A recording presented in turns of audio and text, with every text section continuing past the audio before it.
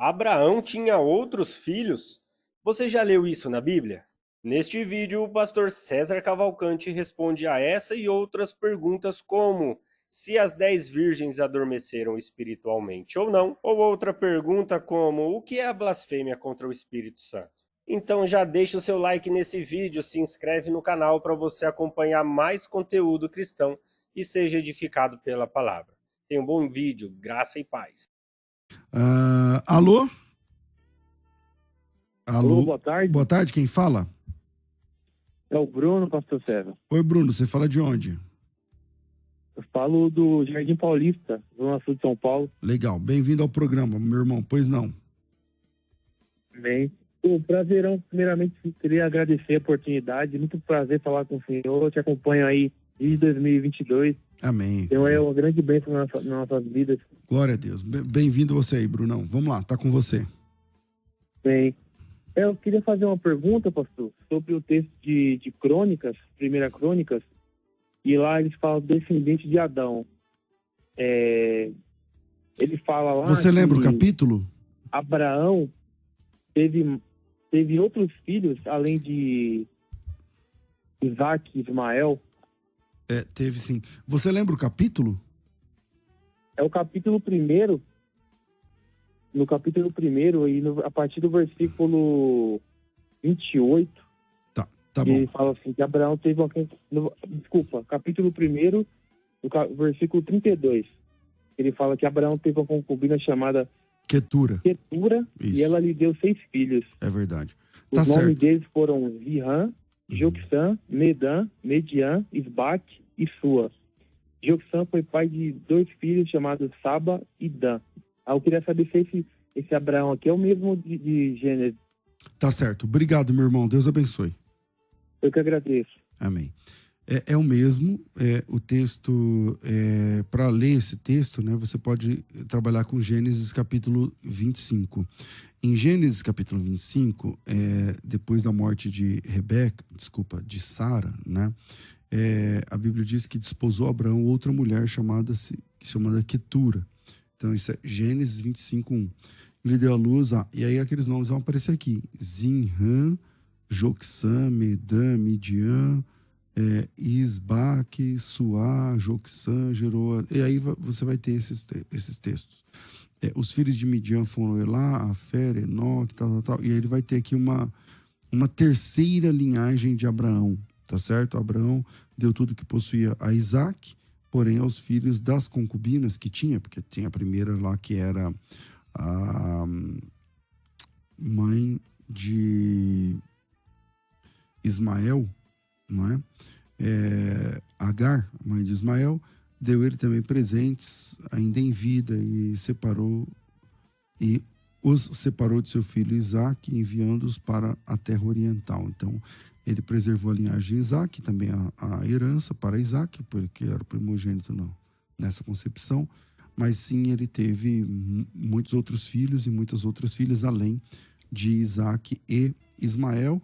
E esse texto está disponível aqui no capítulo de número 25 do livro do Gênesis, enquanto que em algum lugar aqui vai estar a morte de Sara. No capítulo 23 está a morte de Sara. Então, o capítulo 23 é a morte de Sara e o capítulo 25, o segundo casamento, né, de Abraão, quando ele se casa com uma mulher chamada Quetura, tá certo? Há um indício, irmão Bruno, já que está entrando nesse assunto, né? Há um indício não confirmado, mas eu conheço irmãos, alguns estudiosos, outros nem tanto, mas que dizem que a Quetura é um outro nome para Agar, mas não dá para confirmar essa informação do ponto de vista da linguística, né? Você olha, Agar é uma estrutura, Quetura é uma outra estrutura, Agar era uma egípcia e tal, então tem bastante diferença aí. Há quem diga que ele foi atrás da Agar, e Agar, naquele contexto, tinha outro nome, mas não dá para defender essa questão, então parece ser mesmo uma outra concubina. Vamos à frente, 40 do Abraão, o cara chama Abraão Silva, escreveu aqui, eu não sabia, O Abraão não sabia que o Abraão... Interessante, né? Teve outros filhos e outras filhas. Mas é por isso que está aqui o programa Crescendo na Fé, Abraão. Deus abençoe. A gente está aqui para servir dessa forma.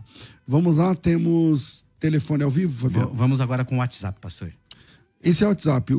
A Liliane está perguntando, coloca meu áudio aí, final 3314. É esse? Então, eu não consigo visualizar, porque ele vai para o WhatsApp da rádio e a produção encaminha as perguntas para cá. Então, faz esse pedido lá. Vê vê se elas colocam aqui, porque... Tá bom. Qual que é o final do WhatsApp? 3314. 3314, ela vai ouvir lá. Então vai. Vamos lá. Solta. Paz do Senhor, pastor. Pastor, aqui quem fala é o Maico, aqui de Curitiba. Pastor, eu tenho uma dúvida ali no texto das 10 virgens. Ali diz que as 10 adormeceram, né, em Mateus capítulo 25. Eu já vi algumas pessoas pregar falando que ali é um adormecer espiritual, né? Eu queria saber se ali realmente é um adormecer espiritual ou pode ser visto como um adormecer físico. Essa é a pergunta. Por que eu pergunto isso? Porque eu vejo, pelo menos que eu tenho conhecimento, tem 2 tipos de adormecer, né, biblicamente falando ali. Tem um adormecer que Paulo fala em Efésios 5 lá, né, que ele diz, desperta tu que dormes, né. Eu creio que lá é um adormecer espiritual, mas tem um adormecer que Jesus falou ali de Lázaro, falou da filha de Jairo, né, que eles estavam adormecidos, mas que Jesus ia despertá-los do sono. Amém? Essa é a minha pergunta, pastor. Deus abençoe o programa, Deus abençoe vocês aí. Né? Se o adormecer ali no texto das 10 virgens é um adormecer físico ou espiritual. Obrigado, Michael, os irmãos de Curitiba, curitibanos. Deus abençoe esta audiência aí em Curitiba também. Que Deus abençoe. Eu vou pedir aos irmãos que divulguem o Crescendo na Fé. Se o Crescendo na Fé faz sentido para você, se o Crescendo na Fé acrescenta de fato a sua fé, poxa vida, divulgue aí. Quando as pessoas têm um vídeo engraçado, elas divulgam. Quando as pessoas vão a um restaurante bom, elas divulgam. Quando elas postam tal. Então, quando é um conteúdo, né? Então, vai lá no grupo, fala, gente, nunca divulgo nada aqui e tal. Tem esse programa aqui, que é um programa de conteúdo, que tira dúvidas bíblicas, sem viés denominacional. O Crescendo na Fé não tem nenhum vínculo com nenhuma igreja, né? Não estamos aqui defendendo a bandeira de Albe, mas a supremacia da palavra de Cristo. Então, divulguem aí, né? O Michael é em Curitiba, para que outras pessoas em Curitiba conheçam o programa. A gente é pequeno, né? Está aqui na rede, tantos gigantes aí, com canais gigantescos, tal. Então, vou pedir aos irmãos que ajudem nessa divulgação.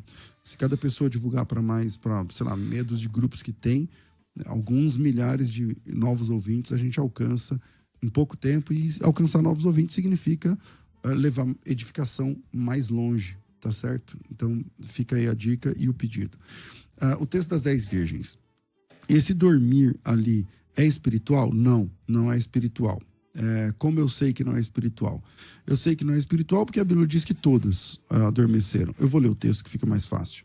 Então o reino do céu será semelhante a 10 virgens que, tomando as suas lâmpadas, saíram a encontrar o noivo. 5 dentre elas eram nécias, 5 eram prudentes. As nécias, ao tomarem as lâmpadas, não levaram azeite consigo. No entanto, as prudentes, além das lâmpadas, levaram azeite nas suas vasilhas. Tardando o noivo, foram todas tomadas de sono e adormeceram. Todas. Quem adormeceu? Todas. Naquele contexto, Michael, a noite, sei lá, 9 da noite, 10 da noite, era tarde da noite, tá certo? Porque não tinha energia elétrica, as pessoas iam dormir cedo, né? Escureceu, é hora de dormir e tal. Então, meia-noite é um horário muito tarde, né? Hoje, depois da invenção da lâmpada incandescente, da lâmpada elétrica e tal, então você anda em cidades como São Paulo e meia-noite está de dia, praticamente, em vários lugares, né? Eu estava dias atrás em Nova York, e lá esqueci o nome daquele lugar que é famoso lá em Nova York, aquela avenida, esqueci o nome, lá perto da 4ª Avenida e 5ª Avenida, não sei o quê. Cara, não precisa de poste, porque é tanto painel iluminado que fica de dia. A Times Square? Times Square, obrigado. Fica de dia nessa avenida, mesmo à noite. Então, naquela época não existia essa possibilidade. Então, tardou o noivo. E veja que hora o noivo chega, meia-noite. Aí você fala, meia-noite não é tão tarde assim. Então, Para nós, hoje, que dormimos meia-noite. Mas, naquela época, o pessoal ia dormir 6 da tarde, 7 da noite, não sei o quê. Então, é diferente. Agora, respondendo objetivamente a sua pergunta, Michael, todas dormiram. Se todas dormiram, esse dormir não pode ser espiritual. Por quê? Porque 5 delas são salvas, né, por assim dizer, já que o assunto aqui é o reino de Deus, e 5 delas não são. Qual é o segredo? O segredo está no versículo 4. 3 e 4. As nécias tomaram suas lâmpadas. Para quem assiste pelo YouTube, eu vou demonstrar aqui. O que é uma lâmpada? Imagina, eu estou aqui segurando uma xícara, né, que o pessoal coloca aqui de chá que eu tomo. Imagina, a lâmpada era um objeto de louça, de argila, de barro, aquele formato da lâmpada do Aladim. Aquilo ali é uma lâmpada. E ela tem um talo lá, como fala, tipo a vela, um pavio.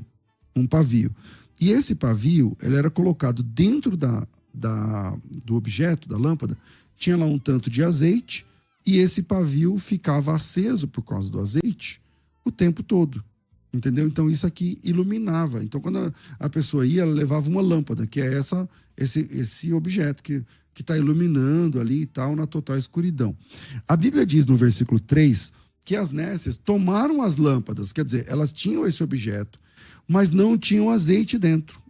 Porque você tinha que levar a lâmpada e tinha que levar o combustível da lâmpada, o azeite. E o verso 4 diz que as prudentes, além das lâmpadas, levaram azeite também. E tardando o noivo, todas foram tomadas de sono e adormeceram. Hora de dormir, 8, 8h30, 9, 9h30, 10, nada do noivo aparecer. Elas todas dormiram. Mais meia-noite, ouviu-se o grito, eis o noivo saiu ao seu encontro. Então se levantaram todas aquelas virgens, então o sono é literal. Todas com o grito acordaram. As nécias disseram aos prudentes, dai-nos do vosso azeite, porque a nossa lâmpada se apaga. Naquela época, hoje uma lanterna, né, com sei lá quantos 1000 lumens, você ilumina para todo mundo. Mas antes aquele foguinho, aquela luz ali, aquele facho de luz apenas, é para uma pessoa. Né? Não dá para um daquele lá iluminar para todo mundo.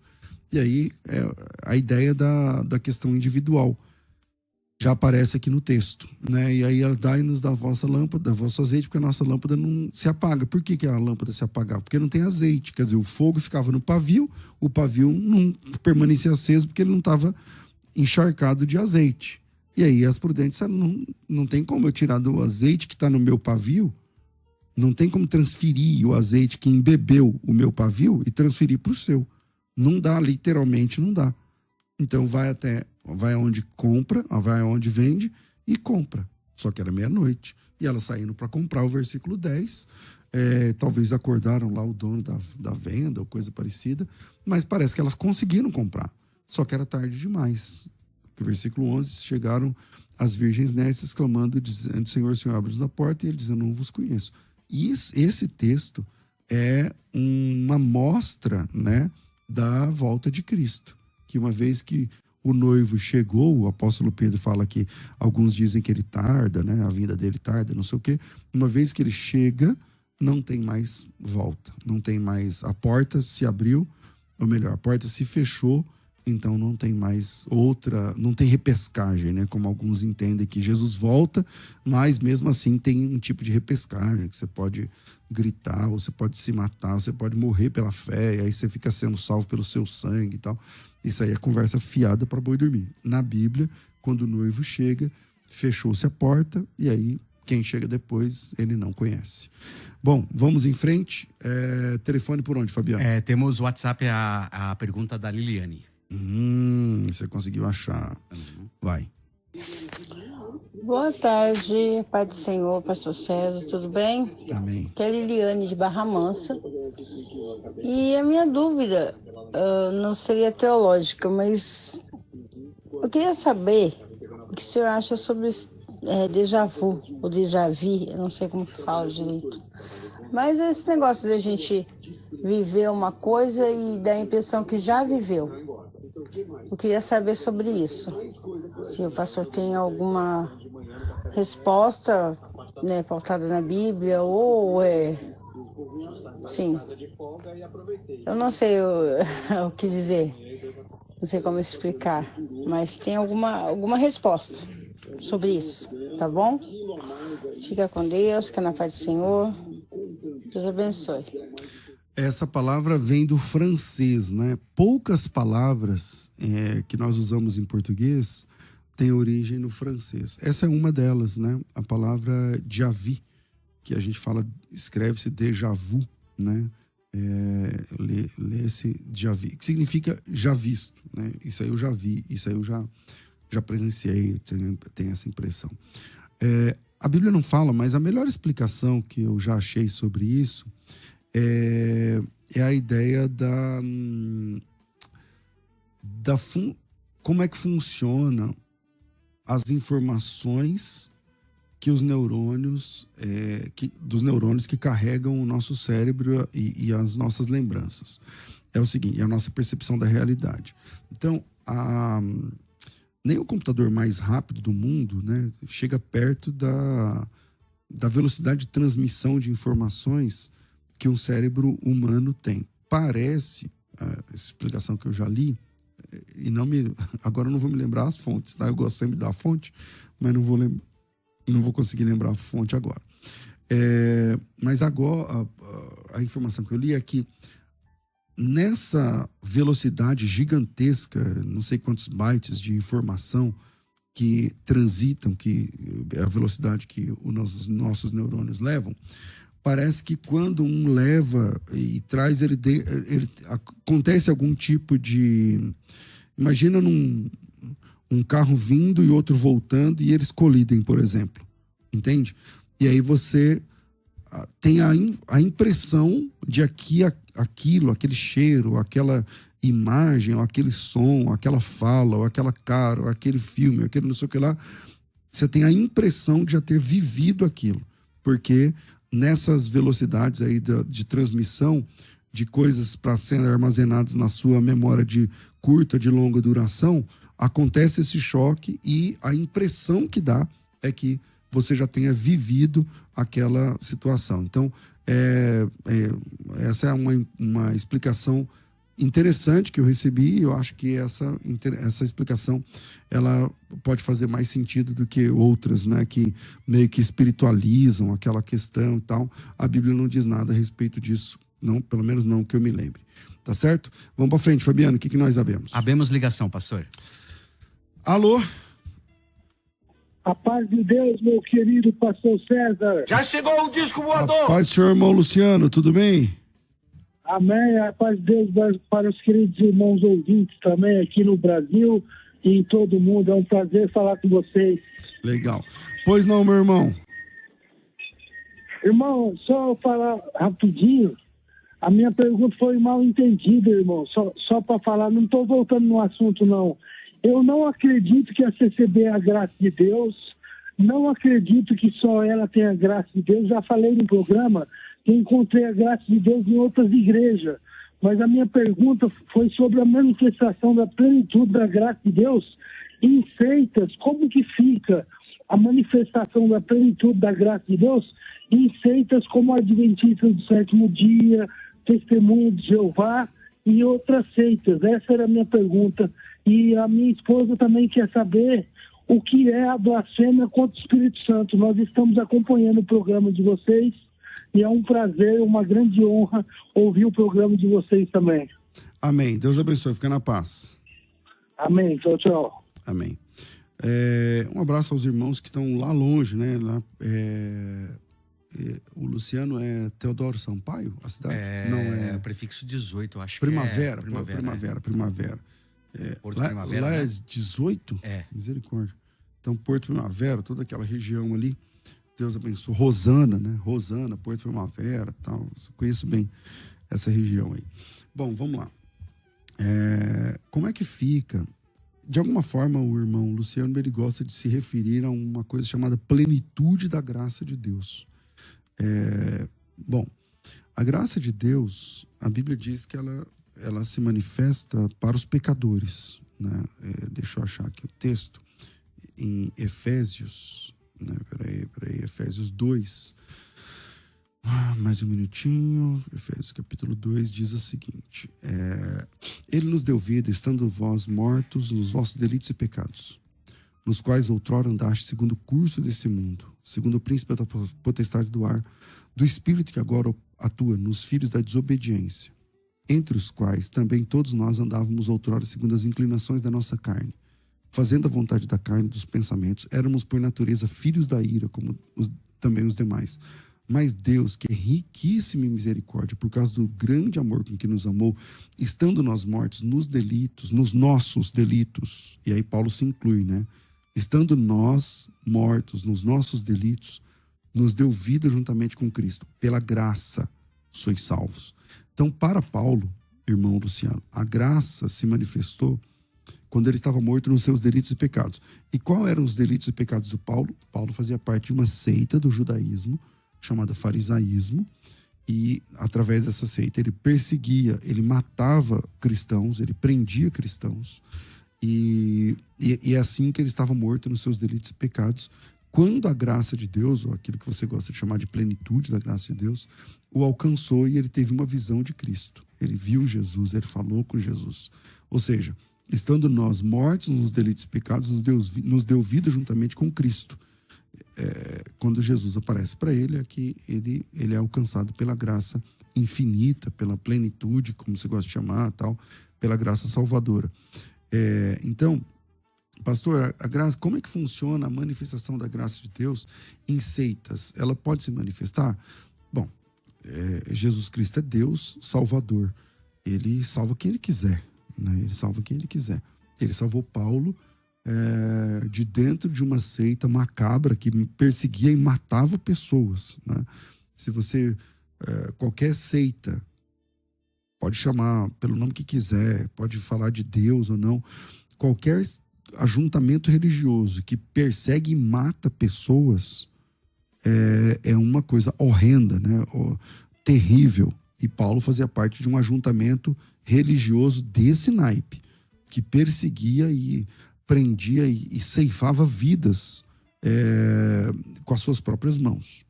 Então, a graça de Deus se manifestou tirando Paulo dessa seita do judaísmo, uma seita do judaísmo chamada farisaísmo. Então, isso pode acontecer. Uma pessoa que participa de uma seita pode ser alcançada pela graça? Pode. Temos exemplos na Bíblia, tá certo? Temos exemplos na Bíblia. O que acontece com essa pessoa que foi alcançada pela graça nessa seita, na sequência? Bom, geralmente essa pessoa abandona essa seita, que é o que o apóstolo Paulo faz, depois virando-se para a seita, dizendo que aquilo que ele viveu ali era como se fosse esterco, né? E ele diz isso com essas palavras claramente, tá certo? Então, mas Deus pode alcançar pessoas numa seita? Deus faz o que ele quiser, inclusive alcançar pecadores envolvidos em heresias terríveis, profundas, heresias de perdição, tá certo? A graça de Deus alcança essas pessoas, sim. Agora, a blasfêmia contra o Espírito Santo, o que é a blasfêmia contra o Espírito Santo? Hoje no debate, não sei se vocês acompanharam, entrou no assunto, né? Por que a blasfêmia, se pode blasfemar contra o Pai ter perdão, contra o Filho ter perdão, mas o debate contra o Espírito Santo, a blasfêmia contra o Espírito Santo não tem perdão. Como explicar uma questão assim?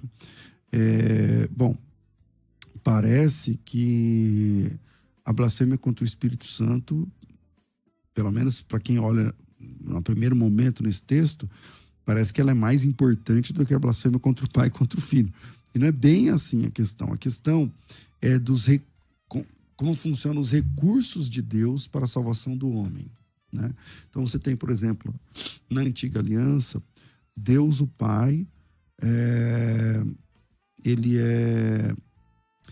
a doutrina de Deus o Pai, ela é rechaçada pelo próprio Adão, e Adão peca contra o Pai.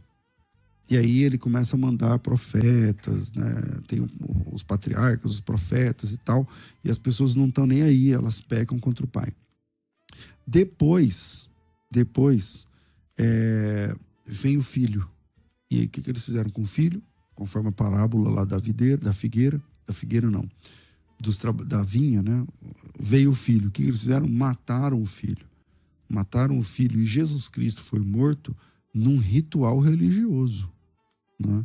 Jesus foi morto entre preces e salmos e cantos e músicas e louvor, tá certo? De libertação. Então eles mataram Jesus. Então, aí Jesus enviou o Espírito Santo. Quem pecar contra o Espírito Santo não tem mais outro recurso. O Espírito Santo é, por essa definição, o último recurso da Trindade para buscar e salvar o que se havia perdido. Entende? Então, por isso que a Bíblia diz que se você pecar contra o Pai tem perdão, teve perdão. Qual foi o perdão? Ele enviou o Filho. Pecou contra o Espírito Santo, ele enviou o Espírito Santo. Pecou contra o Filho, ele enviou o Espírito Santo. Mas se você pecar contra o Espírito Santo, não tem mais recursos. Então, a era do Espírito Santo é o último recurso da Trindade para buscar e salvar aquele que se havia perdido. Então, por isso, pecar contra o Espírito Santo é pecar contra a última atitude de Deus em buscar e salvar o homem perdido. O que é essa blasfêmia? Então, por que não pode ser contra o Espírito Santo, mas pode ser contra o Pai, contra o Filho? Eu respondi. Na verdade, essa pergunta ela não fez, mas eu acho que completa mais essa questão. O que é essa blasfêmia contra o Espírito Santo? Alguns irmãos da Congregação Cristã no Brasil entendem que essa blasfêmia tem a ver com pecado, algum tipo de pecado de ordem sexual, mas na Bíblia não diz em momento algum. Em nenhum versículo bíblico, a Bíblia diz que a blasfêmia contra o Espírito Santo tem a ver com algum tipo de adultério, prostituição sexual ou coisa do gênero. Não diz. A Bíblia chama de blasfêmia. O que é blasfêmia? Algo que você faz com a sua boca e não com o seu órgão genital. Então, a blasfêmia é quando você atribui a demônios, ao diabo e aos seus demônios, uma obra que você sabe que é de Deus. Como que a gente sabe disso? Porque, 2 textos. Lucas capítulo 11, versículo 14, diz assim, ó, Jesus estava expulsando um demônio que era mudo. E aconteceu que, saindo o demônio, o mudo falou e maravilhou-se a multidão. Mas alguns deles diziam que ele expulsa demônios por Beelzebu, o príncipe dos demônios. Bom, isso aí, se você procurar esse texto em Lucas 11, 14 em diante, vai estar escrito lá assim, ó, a blasfêmia dos fariseus. O que é uma blasfêmia? Eles sabiam que Jesus era de Deus, mas estavam dizendo que a obra de Jesus era dos demônios. Então, a blasfêmia é quando você atribui a demônios uma obra que você sabe que é de Deus. Pastor, mas aí como você sabe que eles sabem? Porque e se eles estivessem sendo sinceros? Bom, se uma pessoa está sendo sincera, então não é blasfêmia. Ela só está enganada. A blasfêmia tem o dolo por trás. É quando você sabe uma coisa, mas você diz outra. E essa é a blasfêmia. Tá certo?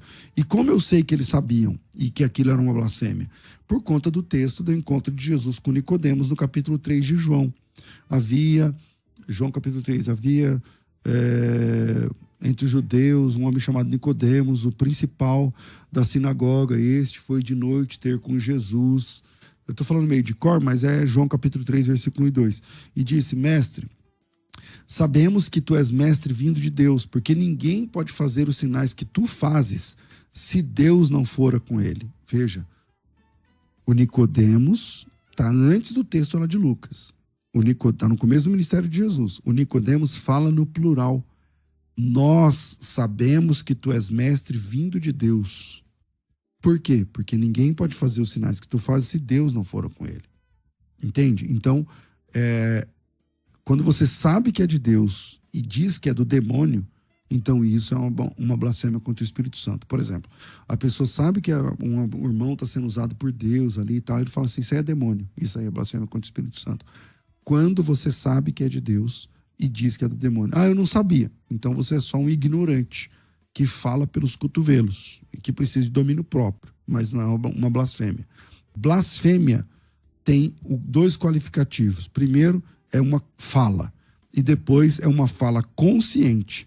Quando você sabe que é uma coisa, mas você diz que é outra para se dar bem ou para enfim, defender a sua posição. E isso é blasfêmia contra o Espírito Santo. Vamos lá, temos mais ouvinte, Fabiano? Temos WhatsApp, pastor. Solta. A paz do Senhor para todos.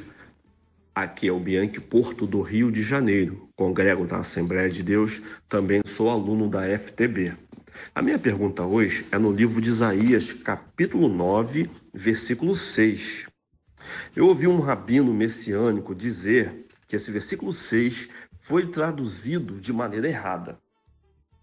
Ele leu o texto assim. Vou repetir, da maneira que ele disse. Ele disse que um menino nos nasceu. Um menino nos nasceu. Maravilhoso, conselheiro, príncipe da paz, do Deus forte. Ele colocou esse do, fazendo uma diferenciação entre Jesus e Deus. Ele disse que o verbo aqui está no construto absoluto. Por isso que tem esse do. Príncipe da paz, do Deus forte. Fazendo essa distinção de Jesus, de Deus. Eu sou aluno de hebraico. O professor César é o meu professor. Só que eu ainda não tenho a capacidade de refutar o que ele disse. Eu até procurei no texto original, mas eu não consegui. E a minha dúvida é, como que eu posso refutar o que esse rabino disse? Desde já eu agradeço, obrigado pela oportunidade. Que a paz esteja com todos. Amém, amém. Bom, vamos lá. É um pouco difícil, né, para refutar sem tanta propriedade na gramática, já que é uma pegadinha gramatical. Mas o texto diz o seguinte: um menino nos nasceu. Vamos lá. A palavra menino lá é Yeled. Eu acho que você lembra, né, o termo Yeled, que Yeled é, na Bíblia, no texto original, irmão Bianchi, no texto original, procure no versículo 5, tá? Não sei se vocês sabem, mas a tabulação de versículos do texto original hebraico para a nossa Bíblia em português, às vezes tem uma variação, geralmente, de um versículo. Não são todos os versículos, tá?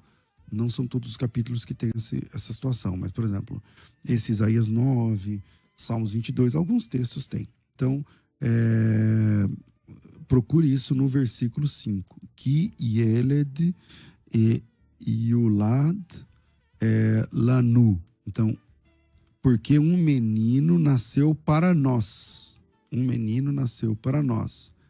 Ben Natan.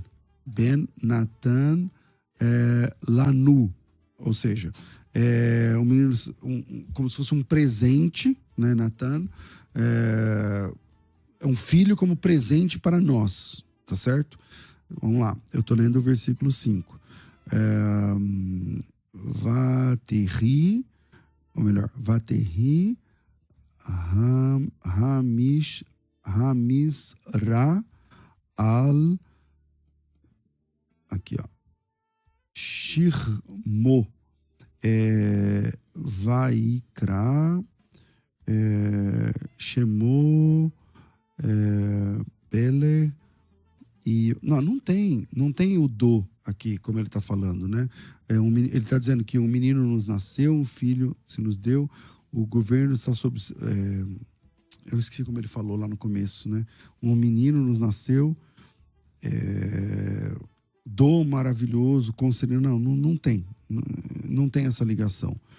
O texto, olhando aqui, está muito bem traduzido, um filho, né? Ben nos nasceu, se nos deu, o governo, que é um Misra, está sobre seus ombros, o nome dele, vamos achar aqui, o nome dele será maravilhoso, que é a palavra Pelé, conselheiro, Yats, tanto Pelé como Yats está sendo como o nome dele. O nome dele, ó, vamos lá. Se você está lendo o texto original, ache lá a palavra Shemo.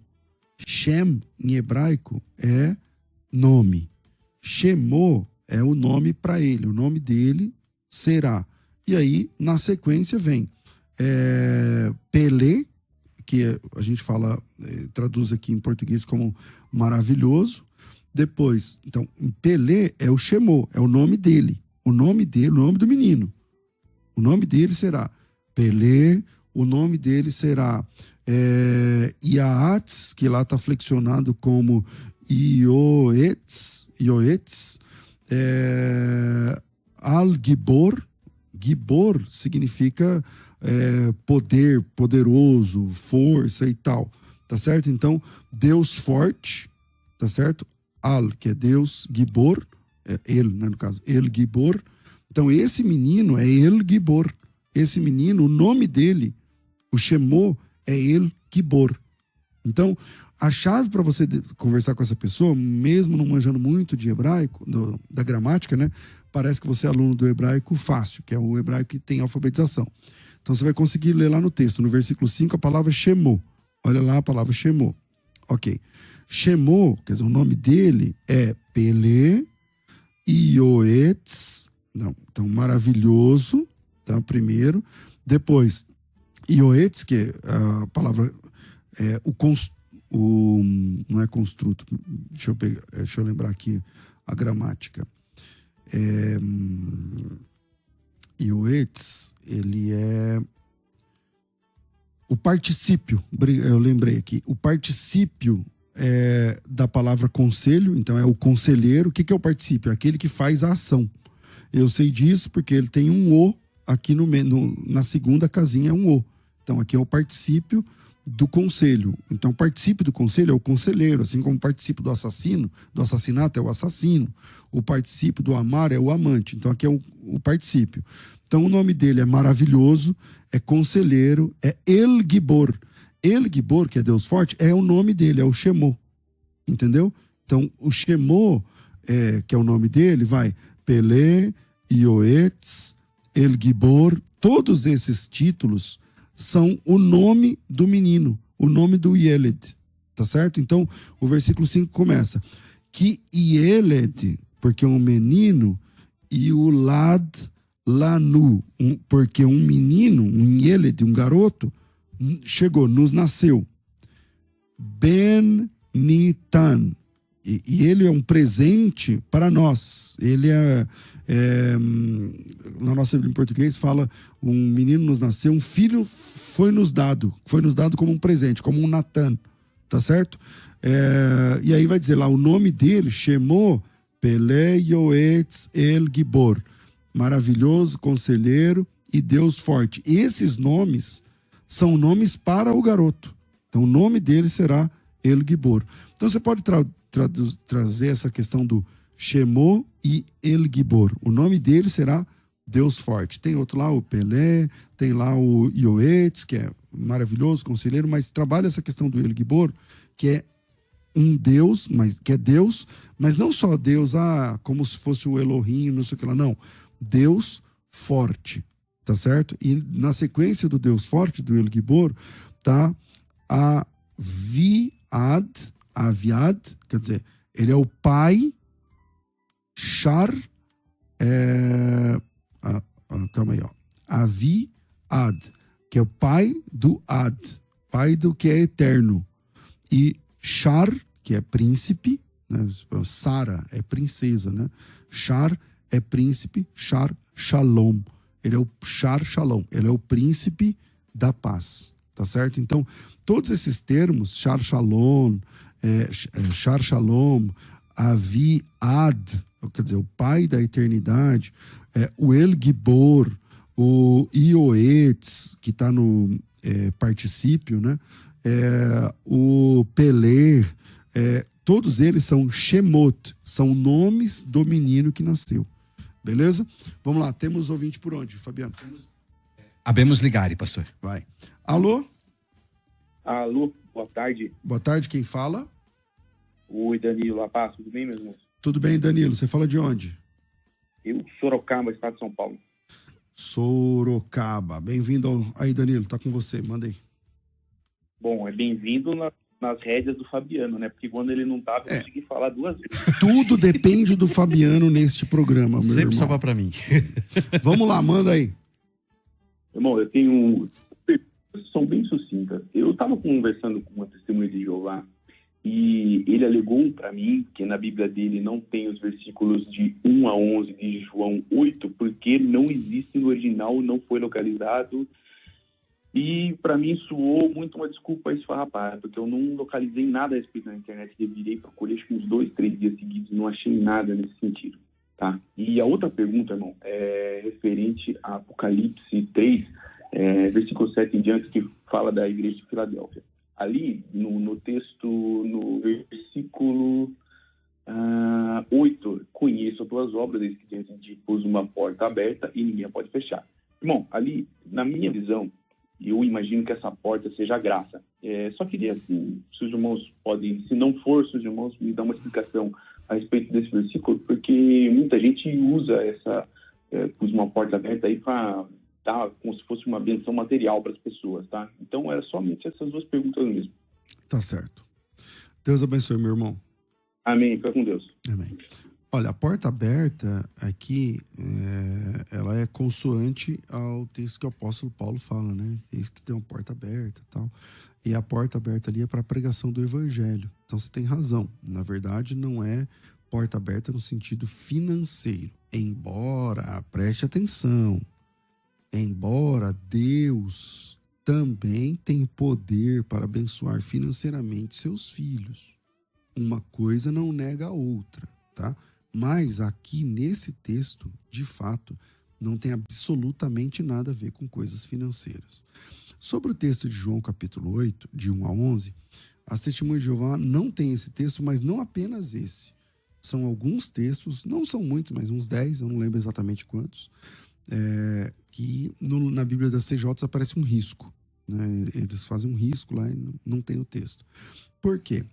Porque, agora, as TJs, elas têm uma certa razão quando elas dizem isso. Elas estão erradas, mas não é tão... É assim, ó. Quando você vai traduzir a Bíblia do texto original, você tem algumas famílias de manuscritos. A família de manuscritos que as TJs escolheram para traduzir não tem aquele texto. Por quê? Porque não existe família de manuscrito que tem todas as palavras e todos os versículos. Você precisa usar a família de manuscrito A e um pouquinho da família de manuscrito B. Por quê? Porque os textos são antiquíssimos. Imagina um texto de 2000 anos. Então você tem, por exemplo, ela falou de João 8, de 1 a 11, mas, por exemplo, não tem, por exemplo, a conclusão longa de Marcos. Marcos, capítulo 16, versículo de 5, acho que 6 em diante. Também não tem. Agora, porque não tem naquela família de manuscritos, por quê? Porque é a última página do livro. Então, a última página do livro, a primeira e a última, geralmente se deteriora mais rápido. Então, o que o tradutor faz? Ele busca aquele texto faltante em outra família de manuscritos. Então, as Testemunhas de Jeová estão certas quando ela diz assim, ó, não está na família de manuscritos. É verdade. Então, para isso, ela tinha que procurar numa família de